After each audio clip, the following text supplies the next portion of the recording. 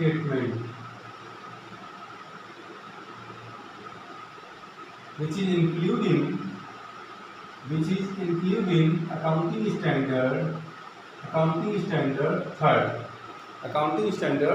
Three, इसके अंतर्गत इसे इंक्लूड किया जाता है। अब यहाँ पर क्या है, इसको जो है 3 पार्ट में दिखाया गया है। सबसे पहला चीज है cash flow from operating activities. Cash flow from operating activities के अंतर्गत जितने भी बिजनेस को संचालन करने में कैश हमारी आउटफ्लो है या इनफ्लो है, तो दोनों को यहाँ पर दर्शाया जाता है। यहाँ पर इसके अलावा जो भी नॉन कैश एक्सपेंडिचर है, नॉन कैश एक्सपेंडिचर जैसे depreciation, right of depreciate, right of goodwill, इस तरह की सारी यहाँ पर, या लॉस ऑन फिक्स्ड एसेट, तो यहाँ पर ये तो हो गया नॉन कैश। इसके बाद हो गया हमारा आता है non operating expenses. Non operating कैसे हो सकते हैं, जैसे इंटरेस्ट ऑन डिवेंचर, वो हमारा ऑपरेटिंग से रिलेटेड, फाइनेंशियल से रिलेटेड है, तो उनको यहाँ पर इंक्लूड कर लेंगे। इसके अलावा loss on sale of fixed asset या profit on sale of fixed asset, ये दोनों हमारे इन्वेस्टिंग से रिलेटेड होते हैं। तो प्रॉफिट यहाँ पर क्या होता है, सब्ट्रैक्ट कर देंगे, और लॉस यहाँ पर क्या होगा, ऐड कर देंगे। तो इसके बाद दूसरा जो हमारा आता है वो होगा cash flow from investing activities. यहाँ पर मतलब है कि आप किसी कंपनी में यहाँ पर पैसा इंक्लूड करते हो, आप पैसा इन्वेस्ट करते हो दूसरी कंपनी में, तो यहाँ पर आता है इन्वेस्टमेंट का मतलब हो गया कि आप किसी कंपनी के शेयर खरीदते हैं या अदरवाइज किसी और प्रकार का इन्वेस्टमेंट। इसके अलावा हम क्या करते हैं, इन्वेस्टमेंट में कभी कभी क्या करते हैं, बिल्डिंग बनवाते हैं, उसको किराए पर उठा देते हैं। तो यहाँ पर क्या होगा, जो इन्वेस्टमेंट से हमको अगर किसी कंपनी में तो डिविडेंड मिल जाता है, या कभी इंटरेस्ट रिसीव हो जाता है। इंटरेस्ट रिसीव होने के साथ साथ उनको रेंट भी रिसीव होता है, तो वो सब इन्वेस्टिंग एक्टिविटी है। इसके अलावा हम कोई बिल्डिंग परचेज करते हैं, इन्वेस्टमेंट खरीदने का मतलब किसी और कंपनी में इन्वॉल्व कर मतलब इन्वेस्ट करते हैं पैसा, तो वो सारी चीज़ें यहाँ पर आ जाती हैं। इसके अलावा जितनी भी हमने इन्वेस्टमेंट सोल्व कर दी, कभी हमें जो है क्या होता है कि मार्केट के जो है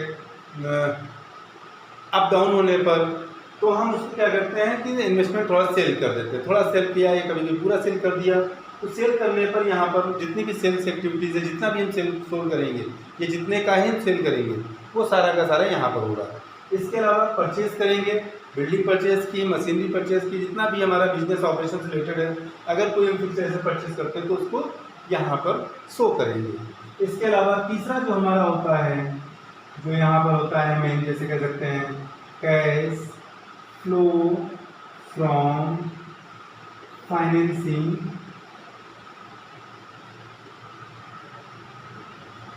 एक्टिविटीज।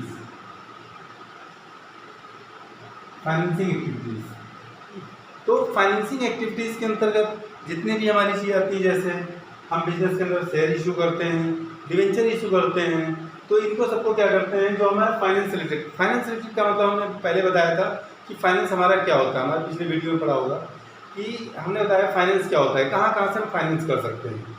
तो वहाँ पर मैंने बता रखा है कि फाइनेंस के लिए फैमिली फाइनेंस है सबसे फर्स्ट, जहाँ से फैमिली की आवश्यकता होती है। इसके अलावा फाइनेंशियल इंस्टीट्यूट होते हैं, इसके अलावा बैंकर्स होते हैं।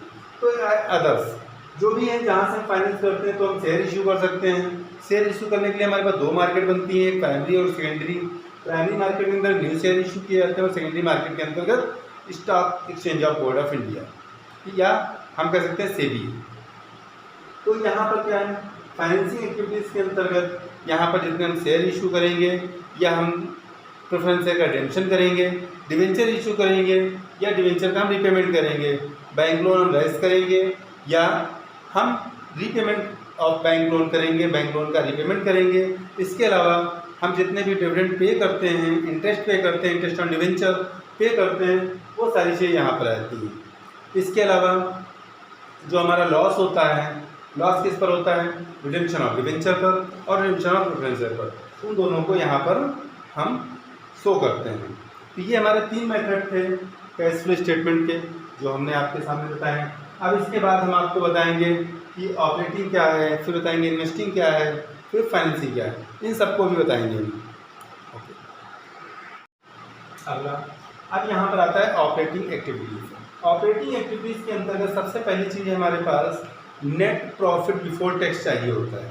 तो नेट प्रॉफिट बिफोर टैक्स अब न्यू जो है कह सकते हैं, संशोधन कह सकते हैं या एडिटिंग कह सकते हैं, कंपनीज एक्ट 2013, इसके अंतर्गत चेंजेस हुए हैं। तो इसके अंतर्गत क्या हुआ कि आपको नेट प्रॉफिट बिफोर टैक्स यहाँ पर हमको दिखाना होगा, और उसे निकालने के लिए हम आपको बता दें नेट प्रॉफिट बिफोर टैक्स। सबसे पहला पार्ट हमारा यही होता है कि जो ऑपरेटिंग में लिखा जाता है। अब नेट प्रॉफिट बिफोर टैक्स निकालने के लिए सबसे पहले हम यहाँ पर लिखेंगे जो भी हमारा प्रॉफिट हमारे पास बैलेंस शीट के अंतर्गत दिया हुआ है, ये तब हम लगाएंगे जब हमारे पास बैलेंस शीट दी होगी। बैलेंस शीट के अंतर्गत हमारे पास जो भी प्रॉफिट दिया रहेगा उस प्रॉफिट को यहाँ पर शो करेंगे।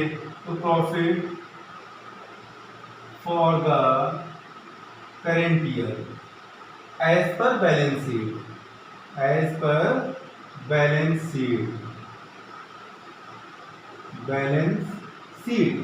जो भी हमारा दिया रहेगा उसमें क्या करेंगे, हम इसको जो भी अमाउंट है वो यहाँ लिख देंगे, इसमें से लेस करेंगे profit for the previous year. Previous year का मतलब हो गया पिछले साल, क्योंकि वहाँ कंपेयरिंग के लिए 2 साल का दिया रहता है, करंट ईयर का भी होगा और प्रीवियस ईयर का भी होगा। तो एज पर बैलेंस शीट जो भी हमारे पास दिया होगा उसको हम यहाँ से लेस कर देंगे, जो आ जाएगा ये प्रॉफिट फॉर द ईयर निकल कर आएगा। प्रॉफिट फॉर द ईयर, ये प्रॉफिट फॉर द ईयर जो हमारा होता है वो companies act 2013 of schedule 3 part 2 के अंतर्गत जो निकल कर आया हुआ है। तो इसके अंदर बहुत सारी चीज़ें क्या होती हैं, प्रॉफिट से हम अदरवाइज कहीं जैसे जनरल रिजर्व है, टैक्सेशन है, या डिविडेंड हमने पे किया है या डिविडेंड के लिए प्रोविजन बनाया है, तो उसमें हमें ट्रांसफर कर दिया जाता है। तो उसको हम यहाँ पर क्या करेंगे, प्लस करेंगे। क्या प्लस करेंगे इसमें, ट्रांसफर टू जनरल रिजर्व। इसके बाद में इसी में प्लस करेंगे plus provision for tax. Provision for tax, या हम इसमें कभी कभी क्या करते हैं, डिविडेंड पे करते हैं। कौन सा डिविडेंड होगा, ये हमारा डिविडेंड इंटरन डिविडेंड भी हो सकता है और प्रपोज्ड डिविडेंड भी हो सकता है। डिविडेंड, तो डिविडेंड जो हमारा होता है वो इक्विटी शेयर पर भी होता है और प्रेफरेंस शेयर पर भी होता है। होता क्या है, डिविडेंड जो होता है वो जो हम एनुअल जनरल मीटिंग में इंक्लूड मतलब जो है डिक्लेयर करते हैं, तो हम उसको अभी डिक्लेयर करते हैं, लेकिन उसको पे हम क्या करते हैं नेक्स्ट फाइनेंशियल ईयर में। तो जो नेक्स्ट फाइनेंशियल ईयर में पे किया जाता है वो डिविडेंड कहलाता है। इन तीनों को हम क्या करते हैं, इसमें ऐड कर देते हैं। इसके अलावा भी एंड अदर रिजर्व भी आता है, एंड अदर किसी भी ट्रांसफर किया गया है, transfer any reserve, other transfer any reserve, तो हम उसको भी यहाँ पर ऐड कर देते हैं। जो ऐड करने के बाद जो आता है वो हमारा आता है net profit before tax. Net profit before tax, net profit before tax, ये हमारा आ जाता है। इसके बाद हम आपको फॉर्मेट बताते हैं।